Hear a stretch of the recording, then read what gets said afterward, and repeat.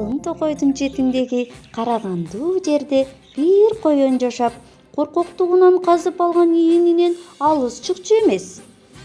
Бир күнү коркуп ийинде жата берип кантип күн көрөм? Атасынын көрү батыр болоюн деп ойлоду да ошол замат ийинден чыкты. Эки жагын каранып, тиштерин арсайтып, жүндөрүн үрпөйтүп, так алдында турган арстанды көрө койду да жыгачтай катып калды. Арстан коендун жанына келип: «Бакыран көзүм, колго түштүң, эми сени жейин!» деп тиштерин кычыратты. Коен эсин жыйып, кантип кутулуштун аргасын издеди. Акыры арстанга: «Жесең мейлиң, бирок айта турган сырым бар», деди.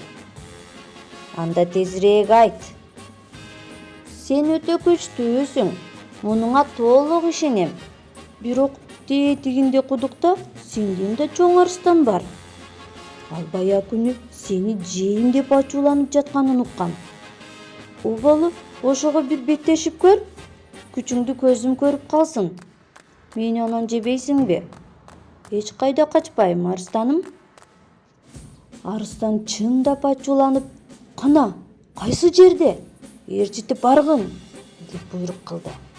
Коен арстанды терең кудукка ээрчитип барып: «Ушул кудукта. Өзүң карап көр», деди. Арстан кудукту карап, өзүнүн сөлөкөтүн көрдү да: «Мен ушундан кантип калайын? Күч сынашат, кана кармашып көрөлү», деп кудукка куюңдап кирди. Сууга барып шалп эткенде гана өлөрүн билди. Ошентип коен амал менен арстанды өлтүрүп, анык макоо тура деп секирип жолго түштү.